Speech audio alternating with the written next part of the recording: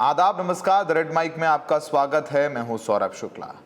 22 दिन बाद 20 जुलाई, जिस दिन दिल्ली में लाठियां चली, छात्रों पर हाथ पैर तोड़े गए, उसके 22 दिन बाद आखिरकार देश के गृह मंत्री अमित शाह ने अपनी चुप्पी तोड़ी है।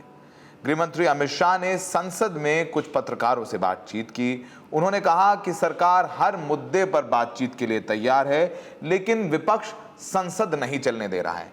अमित शाह ने कहा कि आज 3 बजे चर्चा शुरू कर दें और मैं सदन में बैठूंगा और मैं कल 3 बजे तक सबको सुनने को तैयार हूं। इस पर राहुल गांधी का भी बयान आया है, वो भी आपको बताएंगे। अमित शाह ने पूरा बयान क्या दिया वो भी हम आपको बताएंगे, लेकिन थोड़ा सा बैकग्राउंड दे देते हैं, क्योंकि 20 तारीख को संसद का मॉनसून सत्र का पहला दिन था। उसी दिन छात्रों का संसद मार्ग और वहां पर जबरदस्त लाठीचार्ज हुआ। उसके बाद से लेकर के अब तक विपक्ष मांग कर रहा है कि अमित शाह, केंद्रीय गृह मंत्री, चूंकि दिल्ली पुलिस उनके अधीन है, आकर के संसद में जवाब दें।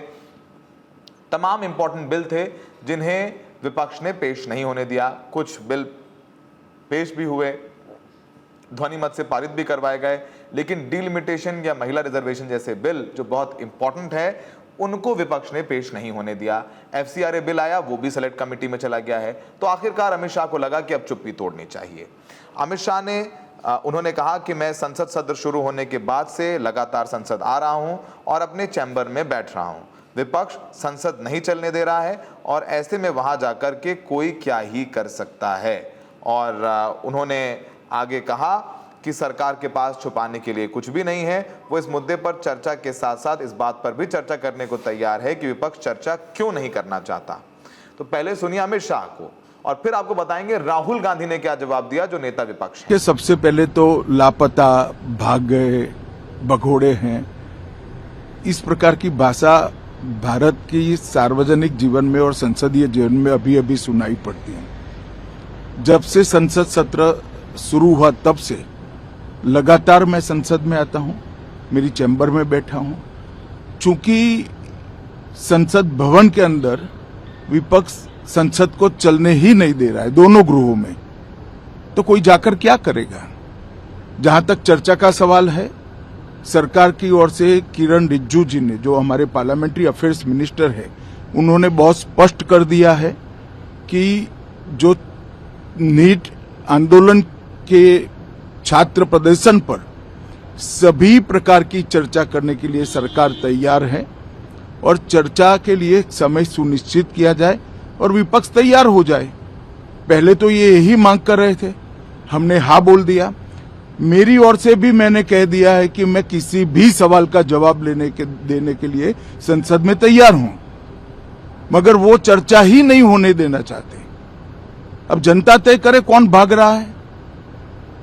आज भी मैं कहता हूं, आज 3 बजे तक स्पीकर साहब को वो पत्र दे दें। 3 बजे से लेकर कल 3 बजे तक सभी प्रकार की चर्चा के लिए हम तैयार हैं। मैं सदन में ही बैठूंगा, सबको सुनूंगा और सब चीजों का जवाब दूंगा। सरकार के पास छुपाने के लिए कुछ नहीं। वो भी चर्चा करूंगा कि आपने क्यों चर्चा नहीं चाहिए। भारतीय जनता पार्टी की मोदी जी के नेतृत्व में सरकार, एनडीए की मोदी जी के नेतृत्व में सरकार हर चीज पर चर्चा के लिए तैयार है। संसद वो चलने दे बस। तो आपने अमित शाह को सुना। अब इसके तुरंत बाद राहुल गांधी का भी बयान आया। राहुल गांधी भी संसद में ही थे। उन्होंने कहा कि हमें उनके लेक्चर को सुनने में कोई दिलचस्पी नहीं है। हमें यह जानना है कि छात्रों पर गोली किसने चलाई, छात्रों को पीटने का आदेश किसने दिया। और उन्होंने कहा कि क्यों चलाई गई, स्टूडेंट्स को गोली मारी गई, स्टूडेंट्स को कीलों वाली लाठियों से पीटने का ऑर्डर किसने दिया। क्या अमित शाह ने हमारे बच्चों को गोली मारने का ऑर्डर दिया था? अगर उन्होंने दिया था तो उन्हें इस्तीफा दे देना चाहिए। उनके घर के सामने 1000 पुलिस वाले खड़े होते हैं, 30 गाड़ियां उनके आगे पीछे होती हैं कि कोई कहीं से बच्चा या छात्र ना आ जाए। पिछले 20 दिनों से अमित शाह गायब हैं। गृह मंत्री में हिम्मत नहीं है, वो सदन में नहीं आ सकते। सुनिए कि राहुल गांधी ने अमित शाह को क्या जवाब दिया। We are not interested in him giving us a lecture or a discussion. We are interested in one simple thing. And when I say we, I mean the younger generation of this country.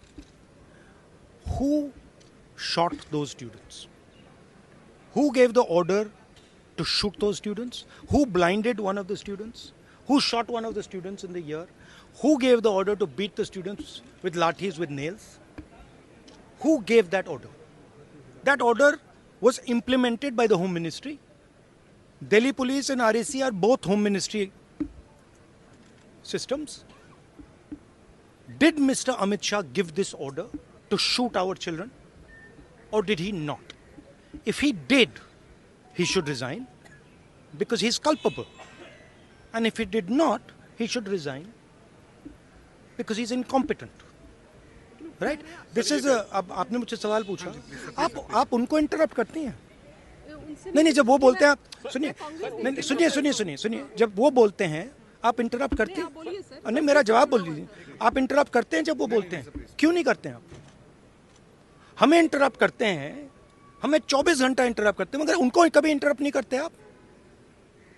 उनमें क्या special चीज है जो पूरा media चुप करके चूहे जैसे उसके सामने खड़ा हो जाता है?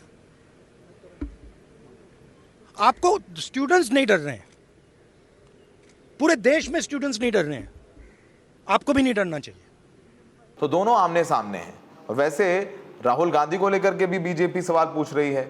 सवाल यही पूछा जा रहा है कि भाई झारखंड के मुद्दों पर चुप क्यों है। वैसे राहुल गांधी ने जिस दिन झारखंड में लाठीचार्ज हुआ छात्रों पर, उस दिन भी कहा था कि मैं छात्रों के साथ हिंसा हो रही है उसके खिलाफ हूं, ये छात्रों के खिलाफ हिंसा नहीं होनी चाहिए।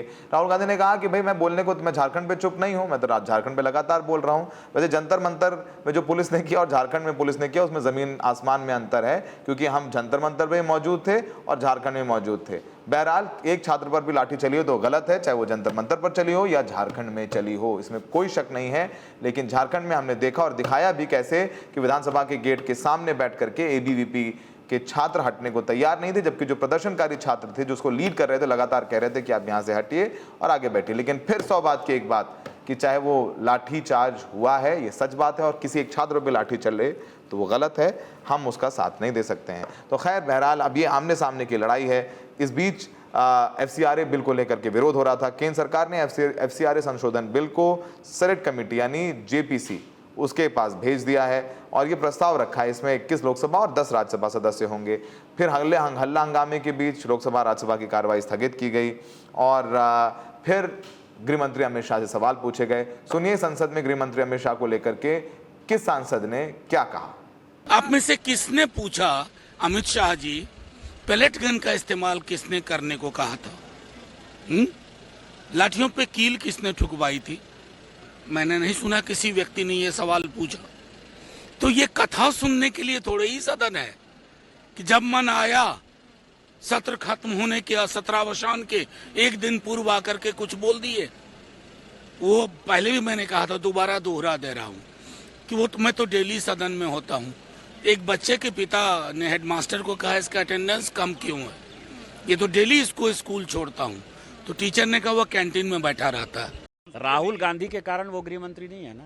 देश की जनता ने मोदी जी को प्रधानमंत्री बनाया और मोदी जी ने उनको गृह मंत्री बनाया है।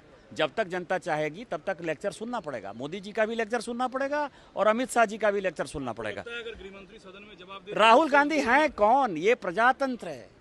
इस प्रजातंत्र में जनता ने तीसरी बार माननीय मोदी जी को प्रधानमंत्री बनाया है और माननीय प्रधानमंत्री जी ने माननीय गृह मंत्री जी को गृह मंत्री बनाया, अमित शाह जी को। तो लेक्चर तो सुनना पड़ेगा। राहुल गांधी कौन है? जनता को जाकर पूछिए। कल अंतिम दिन है सदन का, आज वो अचानक तैयार हो गए। इसका मतलब जानबूझ के आपने गतिरोध रखा, सदन चलने नहीं दिया। पूरी सरकार इस बात में लगी रही कि हम इसको कितना ज्यादा से ज्यादा टालें, और अब वो कह रहे हैं जब एक दिन बचा हुआ है, कल खत्म होने वाला है सदन का सत्र, तो अब आप कह रहे हो कि हम स्टेटमेंट देने के लिए तैयार हैं।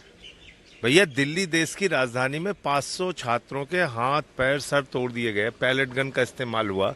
यहाँ पे बिना वर्दी के और बिना नेम प्लेट के गुंडे आके उन्होंने लाठियां भांजी। बिहार में AK-47 चली छात्रों पे। आपको अब होश आ रहा है बयान देने के लिए? चलिए आइए बताइए क्या किया आपने, क्यों किया?